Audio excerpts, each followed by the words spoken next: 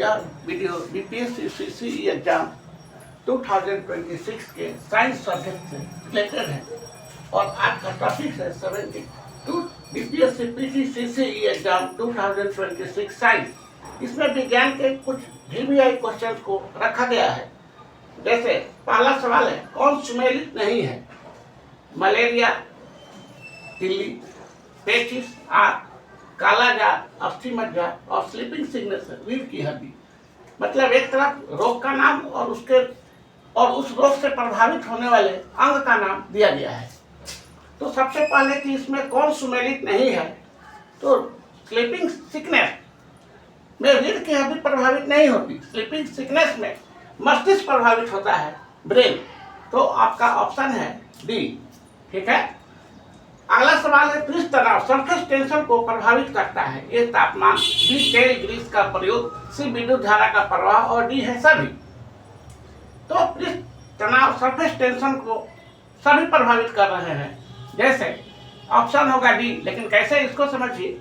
तापमान बढ़ाने पर, टेम्परेचर बढ़ने पर सरफेस टेंशन या पृष्ठ तनाव बढ़ता है।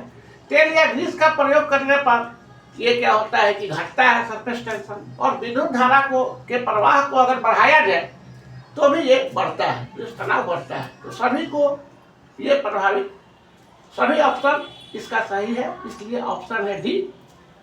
फिर से हम उस चीज को बोल देते हैं, तापमान बढ़ाने पर पृष्ठ तनाव बढ़ता है, तेल या ग्रीस का प्रयोग करने पर पृष्ठ तनाव घटता है और विद्युत धारा का प्रवाह बढ़ाने पर, विद्युत धारा को बढ़ाने पर पृष्ठ तनाव बढ़ता है।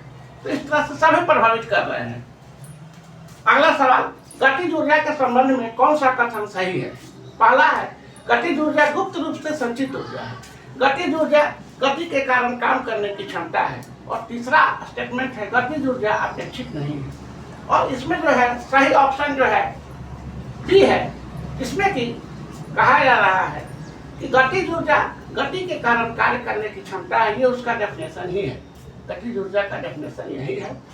और फिर ये गतिज ऊर्जा अपेक्षित नहीं होता, ये भी स्टेटमेंट सही है।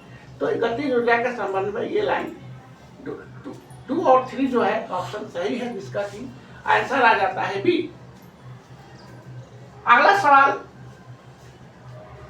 और इस पर एक बात और ध्यान देने वाला है कि स्थितिज ऊर्जा जो है वो अपेक्षित होती है ना। हालांकि क्वेश्चन में नहीं है, लेकिन अलग से जानकारी रखिए कि स्थितिज ऊर्जा जो है वो अपेक्षित होती है, रिलेटिव होती है। अगला सवाल, ध्वनि प्रदूषण का प्रभाव नहीं है।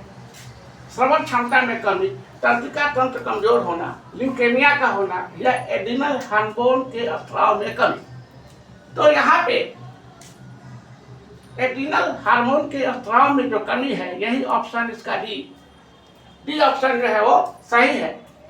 क्योंकि ये सभी जो है ए, बी और सी, ये सभी जो है वो ध्वनि प्रदूषण का दुष्प्रभाव ही है, जो है ए, बी और सी में दिखाई दे रहा है। तो इसका आंसर है एड्रिनल के हार्मोन में कमी। अगला, फसली पौधों में, फसल वाले पौधों में माइक्रोन्यूट्रिएंट का मतलब कम मात्रा में जिसकी आवश्यकता हो, माइक्रोन्यूट्रिएंट की श्रेणी में शामिल नहीं है। फास्फोरस, पोटेशियम, मैग्नीशियम और सभी। तो इसका ऑप्शन है, सही आंसर है सभी। क्योंकि ये जो ऑप्शन दिए गए हैं ए, बी और सी में, ये मैक्रोन्यूट्रिएंट है। मैक्रो मतलब इनकी फसली पौधों में अधिक मात्रा में आवश्यकता है। तो ये ऑप्शन ए, बी और सी जो है माइक्रोन्यूट्रिएंट नहीं देखे, मैक्रोन्यूट्रिएंट, मैक्रो MACRO, मैक्रो, अधिक मात्रा में इनकी आवश्यकता है। तो ऑप्शन हो गया डी, शामिल कोई नहीं है। मैक्रोन्यूट्रिएंट कोई नहीं है, मैक्रो में आएगा। तो इस तरह से ये साइंस का वीडियो आपके सामने है। अगर इसी तरह के और वीडियो को देखना चाहते हैं तो मेरे चैनल को सब्सक्राइब करें और लाइक करें। धन्यवाद।